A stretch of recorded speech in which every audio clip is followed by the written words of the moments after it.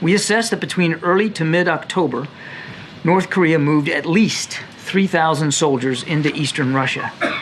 We assess that these soldiers traveled by ship from the Wonsan area in North Korea to Vladivostok, Russia. These soldiers then traveled onward to multiple Russian military training sites in eastern Russia, where they are currently undergoing training.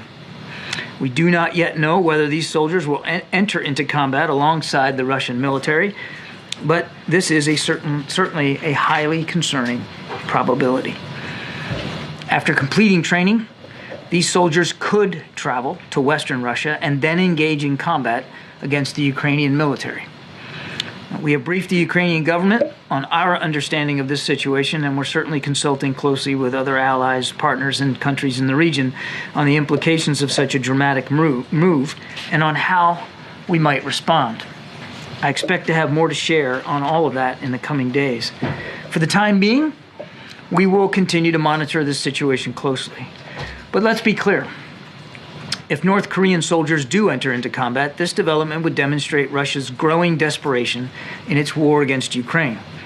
Russia is suffering extraordinary casualties on the battlefield every single day, but President Putin appears intent on continuing this war.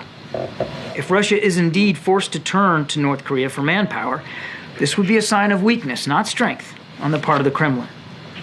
It would also demonstrate an unprecedented level of direct military cooperation between Russia and North Korea, with security implications in Europe as well as the Indo-Pacific. As we have said before, Russia's cooperation with the North Korean military is in violation of multiple UN Security Council resolutions which prohibit the procurement of arms from North Korea and military arms training. This move is likewise a violation. At President Biden's direction, the United States continues to surge security assistance to Ukraine. In just the past week, which I think you've seen, the United States has announced more than $800 million in security assistance to meet Ukraine's urgent battlefield needs. Axios writes the following: Karine Jean-Pierre blocks John Kirby at the White House podium. It goes on to say Jean-Pierre has long privately fumed about Kirby's role. Having both of them at the podium was what Biden wanted, but Jean-Pierre thought that Kirby's presence gave the impression she needed a chaperone. I mean, truth is, she's not been very good at this whole White House press secretary thing, Lydia. The palace intrigue at the White House is normally the main story in a news cycle, and here we haven't heard anything about it in quite some time.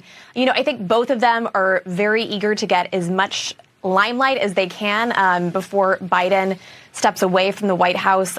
Some reporting we've done suggests that Karine Jean-Pierre does not get along actually with Kamala Harris. They used to work together, and Kamala kicked her back to Biden. So I think she knows probably her political career is short-lived, at least at the White House, and she wants to milk it until she has to leave.